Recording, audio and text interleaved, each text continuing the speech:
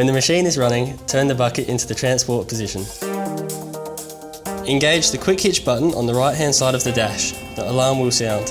Move the right hand joystick to the left towards your knee and hold the position until the bucket pin lock is released. Roll the bucket out until the rear pin is floating.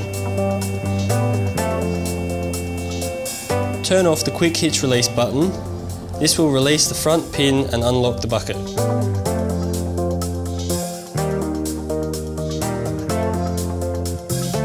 You are now ready to pick up the next attachment if required.